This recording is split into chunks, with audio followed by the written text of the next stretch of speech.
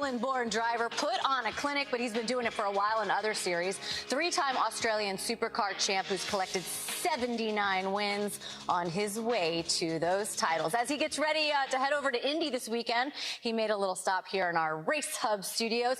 Welcome to the show, Shane Van... Gisbergen. Gisbergen. It's not Gisbergen. It's Gisbergen. There's some money right now exchanging between all these people behind the lenses. How has your life changed since that course out there in Chicago? Well, it hasn't too much, but it's good. It's given me the opportunity to come back here again. It was only planned to be a one-off, but it went so well. Justin's invited me back, and awesome to be back here with the Trackhouse guys. So when you got back home and you got ready to go race your supercars, what was the reception like of people? Did they notice? Did they realize what was going on? Did it change much? Oh, it was crazy. The people who reached out, that watched the race, even people who don't really watch racing or hadn't heard about for a few years, it was... yeah, just the reception was unreal. Like I've never experienced such coverage from just racing. Yeah. Well, I've gotten to hang out a lot with a guy from down under, my old teammate, Marcus Ambrose. Yep. I think you know him and know him well. We spent a lot of time together hiking and panning for gold and doing all sorts of stuff away from the racetrack. But at the racetrack, especially road course racing, similar to you, lights out. And I remember a test we went to at Watkins Glen. Drew was his crew chief, and we went there and we tested. I was his teammate, and I practiced for a whole day at Watkins Glen trying to go as fast as he could through the bus stop, and I tried right foot braking. I could not do it. The muscle memory, the wiring, something was not there. Yeah. So tell us about that. Is that just how you race over there in Australia in the V8 supercars? Yeah, well, we have to right foot brake in those cars with the way the rear diff is set up, and you try and run as much rear brake as you can, so you need the clutch to take away some engine braking. But you probably don't need to do it in these cars as much, but I just stuck with it because it's habit, I guess. And yeah, everyone had a foot fetish that weekend. As I said, it was a bit weird. I've never had so many people talk about my feet, but it's just normal to me. Got it. So going into this weekend, it's going to be busy for you. You're going oval racing at IRP on Friday night before you get kind of into your forte on Sunday. How much time have you prepared? What have you been able to do to try to learn to be able to adapt to that? Not much, just over a week. Justin rang last week and he said, "Oh, you're here for the race. Do you want to do the truck race on Friday?" And I said yes, thinking it was at the road course, but it's not. It's down the road at an oval. So yeah, it's going to be pretty different. I've seen the truck. When I first went and looked at it, I thought the left front was broken. It's hanging out the wrong side. But it's such a different world for me. And I watched the race on the way over, tried to study it, and it's a pretty crazy style of racing, so it's going to be a tough initiation, I think. One thing you learned is not to look at the television monitors when you're inside that race car. Tell me what happened at the end of the Chicago race. Yeah, so I went back and watched what happened. I looked at the screen on the front straight, and it was a bit blurred, and it looked like my car was smoking. And I've radioed through to the crew, "What's happening with the motor? Is something going on?"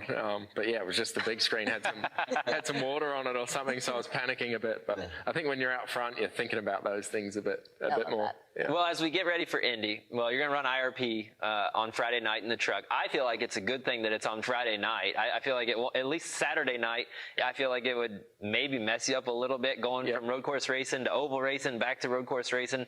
But are you planning on running right foot brake at IRP too? I have no idea. Have you got any tips? What should I do? I don't think you should. I don't know. We'll talk after the show. But as you get ready for the road course at Indy, obviously, tons of success, lots of spotlight on you now. Everybody's gunning for you, and everybody knows that you're coming here, and you're going to be the guy to beat. Do you feel that way as you get ready for Indy as well? I don't think so. This weekend's going to be completely different. Like, you guys know the track so much more. You've been here the last 2 or 3 years, I think it is, and there's only 20 minutes of practice, not 40 like we had at Chicago. So it's going to be very tough to jump in and be right up the front, but the race is long. Hopefully I can work my way there. But yeah, I have no idea where I'm going to fit in, but at least everyone knows my name now, I guess, and they'll see that yellow stripe probably and pick on me a bit, but we'll see. I can assure you we all know your name.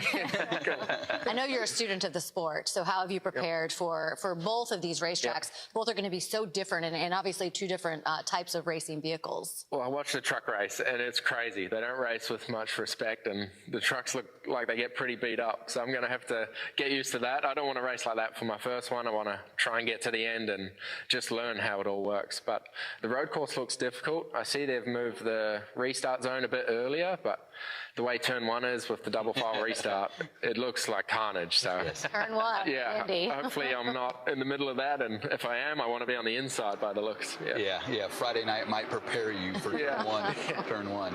Yeah, let's talk about your supercar season. 3 wins, 3rd in points, defending champion. What does it look like for the rest of the year over there? It's been difficult, but now we're starting to get going again. So we had a good last weekend where I think we ended up first on points after the races, and we're trying to get some momentum going, and it's super close. The front 4, we're within a weekend's worth of points. So 5 rounds to go, and it's anyone's game. What do you hope your future in NASCAR looks like? Because I know you've had teams reach out to you. I know obviously this is your second go at it. So what does a perfect schedule or season look like for you? Yeah, so I'm working towards it. I'd love to be here full time. I enjoyed myself. I love going to the oval race and watching, and hopefully next year I can come over, do a lot more, or full time next year. I don't know. I want to try and do a lot more. I loved it. So let's see what happens. As you look forward to next year and you start trying to figure that out, like for me, when I moved to become a full-time racer, I moved from Florida to North Carolina. It was a 9-hour drive with a U-Haul trailer. Like if you have to move, like that's a big deal. Like right now, we were just talking before we went on air. It's winter time, and it's 6 a.m. right now in Australia. So what is that, as you look forward to next year, like how do you weigh out those decisions? It's massive. Like I've been my whole adult life in Australia as a race car driver. So it's just myself, my girlfriend, and our dog, and we'll come over. I don't have too much stuff otherwise, and we'll start fresh here and have a go. We talked about Indy and some of the carnage in turn 1 with the restart zone moved and things like that. Do you guys do double file restarts in supercars? We used to years ago, and we went away from it because it was because of the carnage. Yeah. I think Chicago having rain and then dry and single file restarts. This is going to be a little different. Yeah, well, it worked well there. I think it's what it needed at that track, but as a fan, when you watch these races, it's awesome. But as a driver, I don't think I'm going to enjoy it as much. So do you have spotters in V8 Supercars? We don't, no. No, so that's new for you as well. Yeah, so there was 3 guys at Chicago. They're like my guardian angels. When that big pile-up happened, they guided me through it, told me where to go, and I've never really had that before. And I thought it was awesome. We gained 10 spots, then they let everyone back through. I don't understand what happened there. So turn 1 at Indy, when you hear inside, 2 inside, 2 outside, you're in the middle, 5 wide, you'll at least know that they're spotting for you. Yeah, like it's pretty cool how it all works, and you can see quite well out of the cars, but having those guys is you get so much more trust out of it. Right? How was Nashville? How was the racetrack and obviously Broadway after with Justin? Yeah, just the event, like the pre-race stuff and the jets, the anthem, and just seeing what the drivers go through. So relaxed, such a good environment. Then the race starts and the switch flips and it's all on. But Saturday night on Broadway, that was pretty cool too. That's awesome. All right, we're going to have a little fun with you. We're going to try to go back and forth between some New Zealand terminology and some terminology that we use over here. Okay. So what do you call burnouts? Yeah, skids. Skids, yeah. Okay, I love it. So you got to do the skids in Chicago, right? We did. That was good. I think I probably know the answer because I heard it as Marcus's crew chief a few times when he'd say something's damaged, but hood of the car?